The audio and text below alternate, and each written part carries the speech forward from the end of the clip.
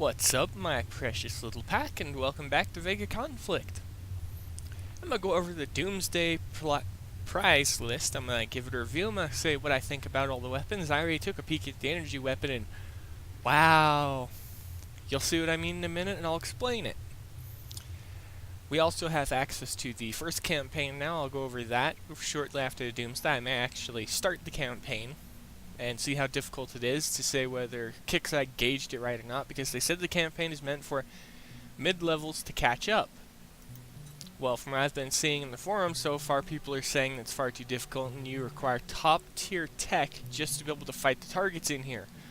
So if it is for mid-tier players, Kixeye has done it wrong. But I'll go ahead and I'll do a review on that in just a minute. Alright, first thing I'm going to say immediately, this is one of the biggest wastes of a player's time. They unleashed a carrier, but again, no blueprints for it, and unlike the previous ship where we had generator blueprints, we do not. We only get reusable items. So Kixeye, in my eyes, these prizes, they're not worth it.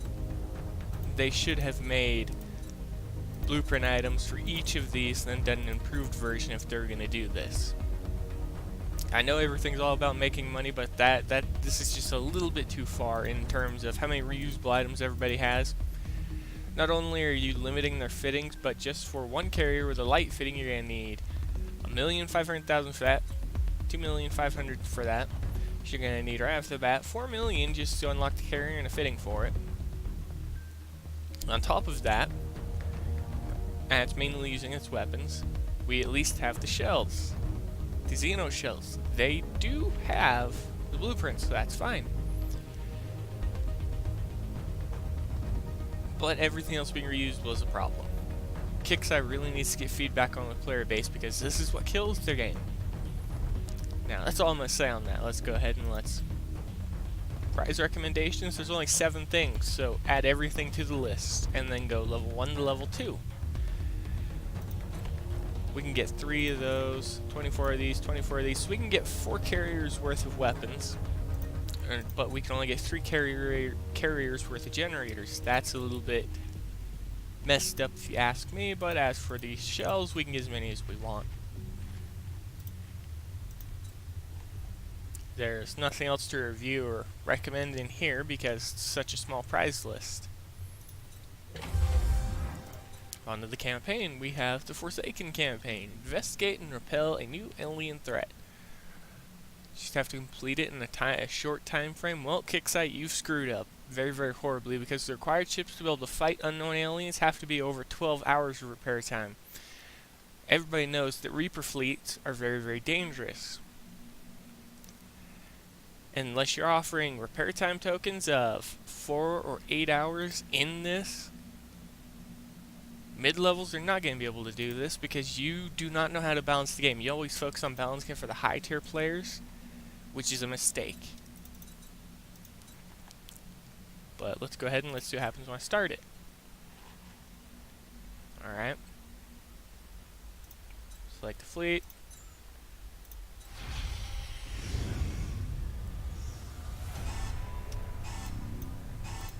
Alright, we got 2 unknown class Reapers. Could be Ancient, could be Blitz. Looks like it's going to be Blitz due to close proximity. That's what the main fleet does. And we'll base how much damage is taken on these guys over the... Yep, they're Blitz. But we're going to classify the event by these guys, not by the rest. Because these are the weakest ships in my fleet. So however much damage they take, just say you'll take twice as much because they have heavy resistance.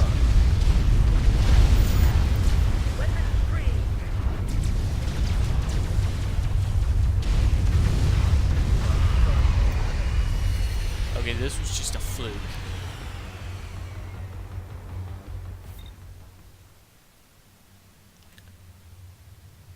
That is a very, very minuscule, freaking weak amount of armor. Wouldn't you agree? Did the fleet never leave the base? Well, that's interesting.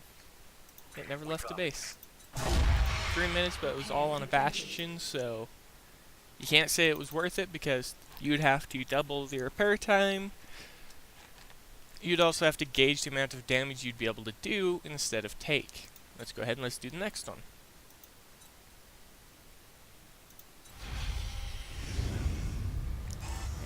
It's a repeat, okay.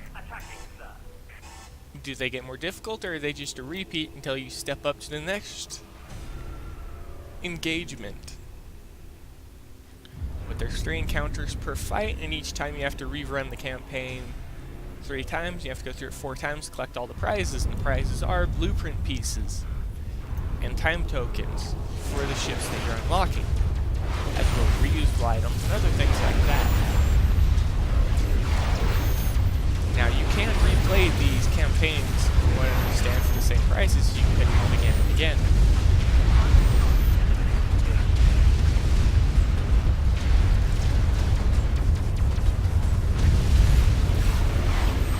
So far, it's going nicely. Oh, and one thing I do have to say, they changed the Altarian carrier so we can equip the drones on it now.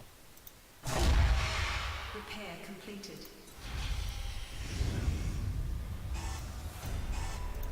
Fire at will.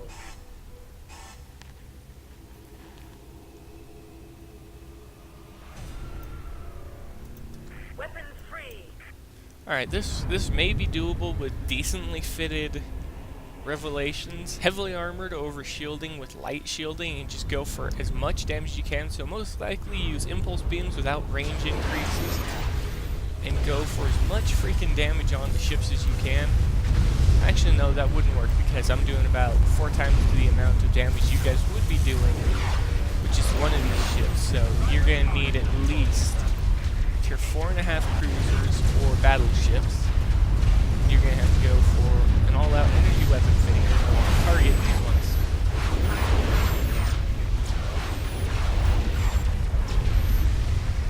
And the battleship should have a heavy shield fitting as well as armor with medium weapons. Alright, now the prizes are getting better. Run 1 of 4 progressed, alright. Yeah, I already have the blueprint, so I don't need it. And multiple ships took damage, so I can actually do this in repair time. Repair completed. And let's go ahead and let's... Oh, sweet. Each time you complete it, it actually changes it. Alright. Alright, this time we're going to be fighting Axis Deceiver fleets.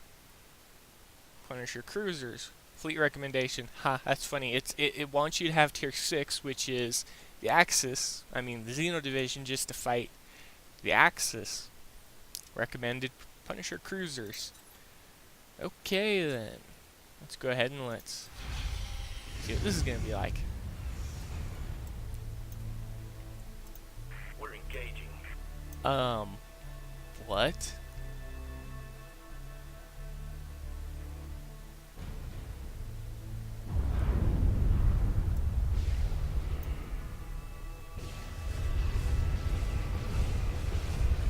I'm not even going to ask what kicks I was thinking on this one. That is just... Kixeye, you're mentally incapable of producing a game that is balanced. They literally outrange a freaking carrier. That is unacceptable.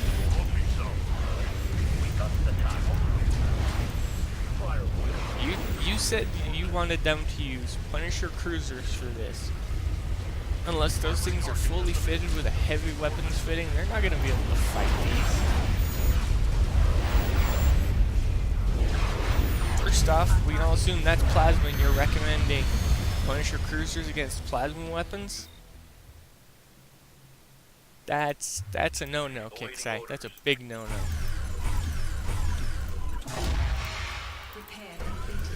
First off, if you're going to be fighting against anything with plasma-based damage, definitely do not go up against these fleets.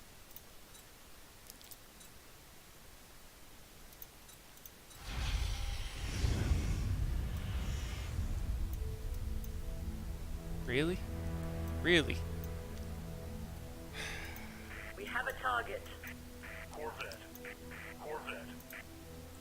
Right down the middle then. Wow, look, they get Raven drones. If anyone tells me those aren't Raven drones, I'll slap you upside the head because first off, we don't have a plasma drone.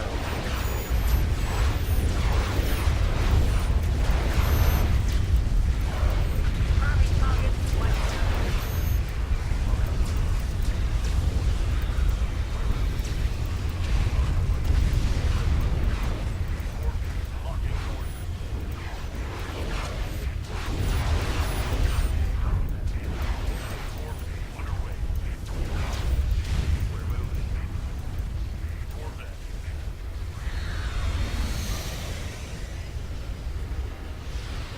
Right now I'm just watching the fleet to see.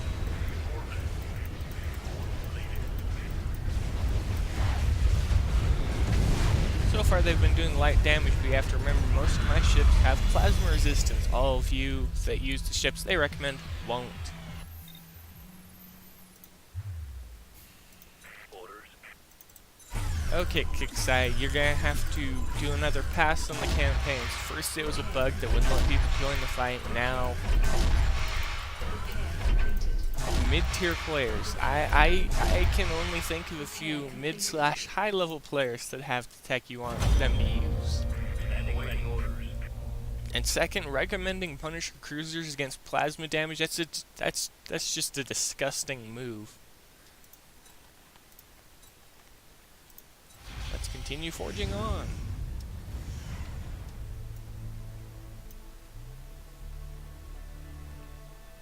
Oh, wait a minute. They all have fair range? Be still my beating heart and let it stop cold. They're actually being fair with this one. Until we see shotguns one-shot one of my ships. Let's see what happens. Or after the bat, they're going to outrange my ships. That's roughly destroyer levels of range.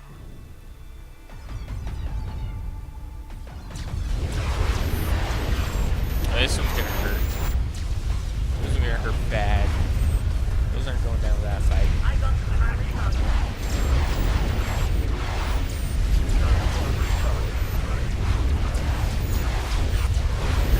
Lock and load. Primary target annihilated.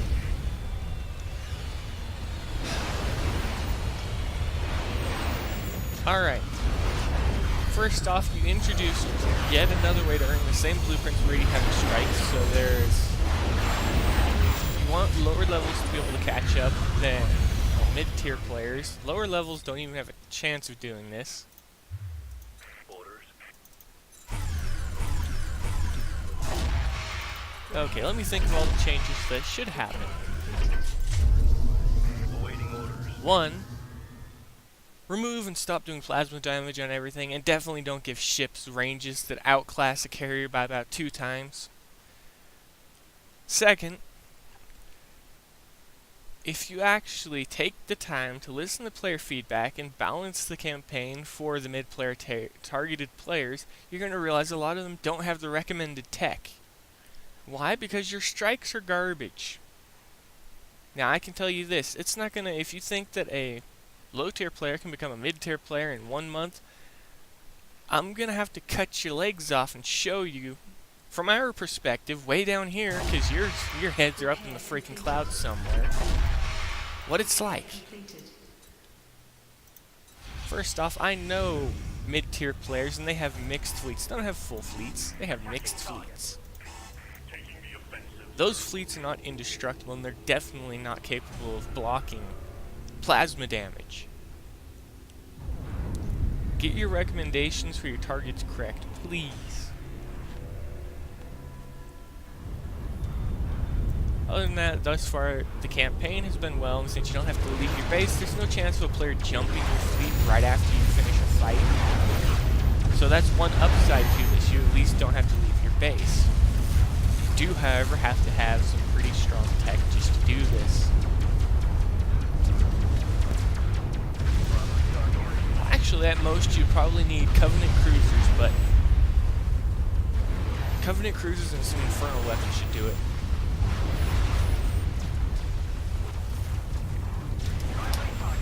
And I don't have to say much because I'm letting the AI do everything, and it's been free repair time or low repair time for the most part. Orders.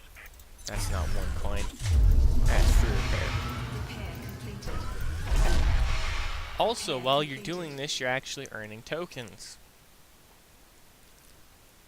So far, it's been recommending cutters. Examining wreckage from last battles, it's clear that it's less wise. Alright.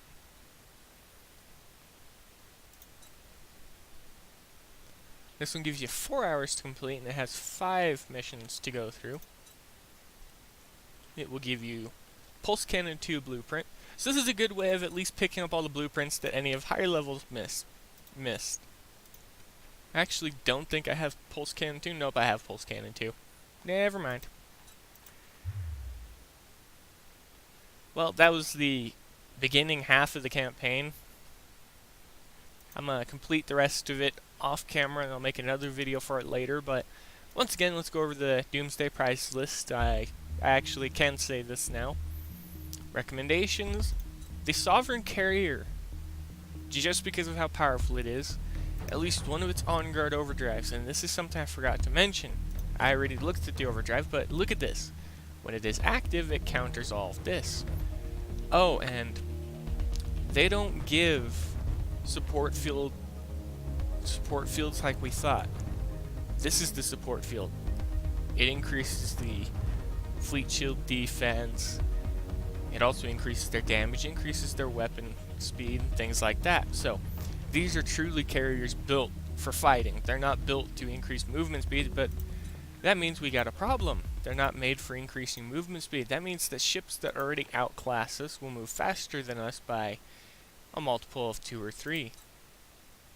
Yep, and we can't put the generators on them, so we're going to be very limited on what we can do. Now, this is just the first run. I expect them to actually release one for each one, you know, increase movement speed, increase this, increase that.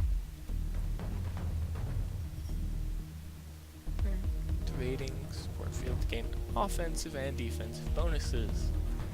Defensive bonuses.